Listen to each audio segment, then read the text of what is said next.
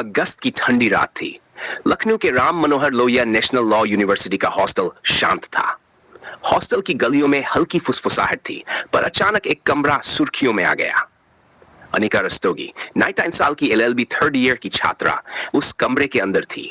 उसके साथियों ने देखा कि कमरा अंदर से बंद था और बार बार दरवाजा खटकाने के बावजूद कोई जवाब नहीं आया। रूममेट्स ने सोचा कि शायद वह सो रही है, लेकिन जब काफी समय गुजर गया और किसी ने अंदर से जवाब नहीं दिया, तब सबने दरवाजे को जोर से पीटना शुरू कर दिया। आवाजें तेज हो गई। दरवाजे के पीछे क्या हो रहा था, यह किसी को नहीं पता था।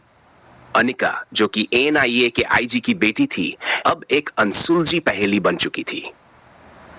अध्याय। अनिका की सहेलियां और हॉस्टल वार्डन ने मिलकर दरवाजे को तोड़ने का फैसला किया। जैसे ही दरवाजा टूटा, अंदर का दृश्य सभी को स्तब्ध कर गया।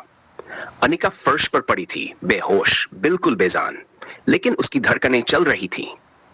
तुरंत उसे अपोलो अस्पताल ले जाया गया, लेकिन वहां डॉक्टरों ने उसे मृत घोषित कर दिया। यूनिवर्सिटी के भीतर और बाहर इस घटना ने हड़कंप मचा दिया। पूरे हॉस्टल में सन्नाटा छा गया। अनिका की रहस्यमय मौत ने सवालों की झड़ी लगा दी। अध्याय 3, मौत की वजह।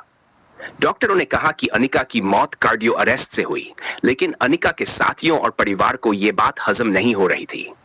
वह एक हंसमुख और स्वस्थ लड़की थी, हमेशा एक्टिव और एनर्जेटिक। ऐसे में अचानक कार्डिक अरेस्ट, यह कैसे मुमकिन है?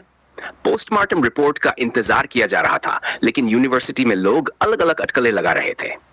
क्या यह किसी अंदरूनी साजिश का हिस्सा था? क्या अनिका किसी गहरे राज से वाकिफ थी? अध्याय 4, छिपे हुए राज। जैसे ही पुलिस जांच में जुटी, कई नई बातें सामने आईं। अनिका का फोन और लैपटॉप जांच के लिए जब्त किया गया।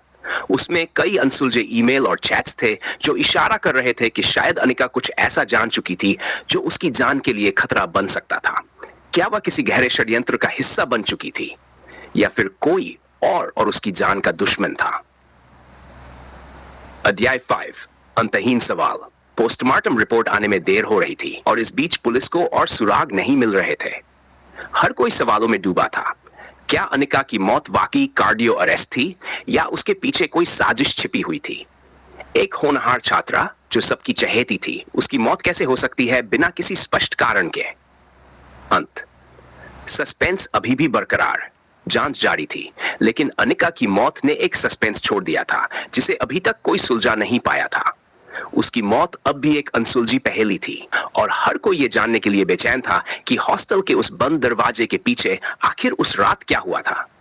कहानी का अंत, या शायद नई शुरुआत?